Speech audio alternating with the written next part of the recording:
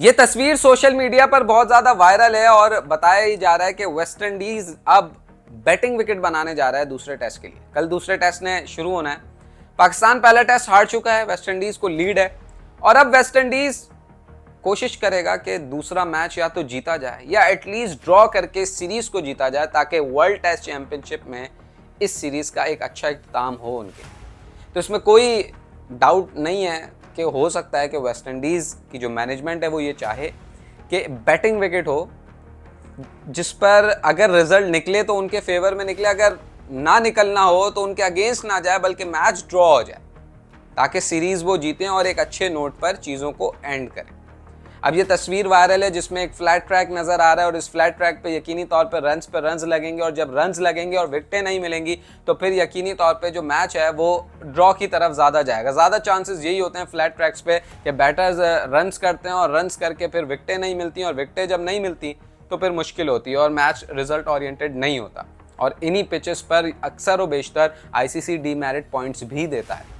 अब ये तस्वीर जो वायरल है उसमें तो एक फ्लैट ट्रैक नजर आ रहा है, लेकिन इससे पहले जो पहला टेस्ट हुआ उसमें हमने देखा कि 20-20 विकेटें हासिल की दोनों टीम्स ने। वेस्ट इंडीज ने जो मैच जीता 20 विकेटें हासिल करके जीता। पाकिस्तान ने जो उनको रिस्ट्रिक्ट किया 20 विकेटें लेकर किया। तो बॉलर्स का जादू, बॉलर्स का जो दबदबा है वो पहले टेस्ट में चला। और जैसा सीरीज से पहले हमने जो एनालाइज किया था, मैंने अपनी वीडियोस में बताया था कि फास्ट बॉलर जो है वो श्रीलंका की सीरीज में भी डोमिनेट करते हुए नजर आए थे और फास्ट बॉलर्स हमने देखा पाकिस्तान के हों या फिर वेस्ट इंडीज के, वो डोमिनेट करते हुए नजर आए पहले टेस्ट में। दूसरे टेस्ट में वेस्ट इंडीज अगर दिलेराना अप्रोच को अपनाएगा तो वो पहले टेस्ट जैसी विकेट बनाएगा लाजमी और वो जीतने की तरफ जाएगा।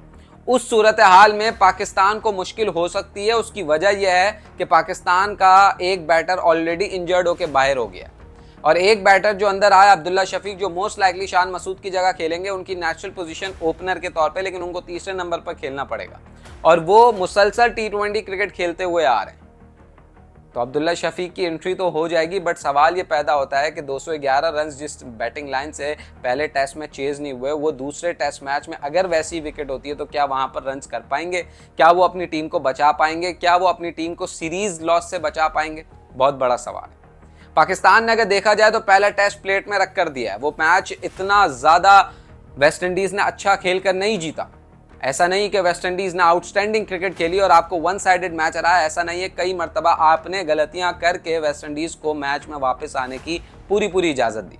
आप पहली इनिंग्स में अच्छा आगाज किया था आपने बैटिंग से, आप वहां से कंटिन्यू कर सकते थे, लेकिन आपका बैटिंग कोलैप्स हुआ। दूसरी इनिंग्स में आप टेल एंडर्स को पकड़ सकते थे, आउट कर सकते थे, वहां पर आपकी प्लानिंग एग्जीक्यूशन वैसे नहीं हुई, इस वजह से उनके टेल एंडर्स ने रन्स किए और आपको मुश्किल हुई। चौथी इनिंग्स में जब आप बैटिंग करने चेस करने के लिए आए तो आपकी बैटिंग में बाबर आजम के अलावा किसी ने भी जिम्मेदारी नहीं ली। तो आप अपनी वजह से आ रहे, अपनी गलतियों की वजह से आ रहे, जिसकी वजह से आपको पहले मैच में हार मिली और उनको 1-0 की लीड। अब दूसरे मैच में अगर तो बैटिंग विकेट होता है तो शायद आसानी हो जाएगी इस मैच को जो है वो बचाने में, लेकिन सीरीज बचाने में नाकाम होंगे। और अगर वेस्ट इंडीज दिलेराना अप्रोच करता है और वो वैसी ही विकेट बनाते हैं जैसी पहले मैच में थी, तो यकीनी तौर पे फिर पाकिस्तान को एक बेहतर हिकमत अमली के साथ दूसरे टेस्ट में जाना होगा, जो कि कल से शुरू होगा पाकिस्तानी वक्त के मुताबिक 7 बजे शाम में।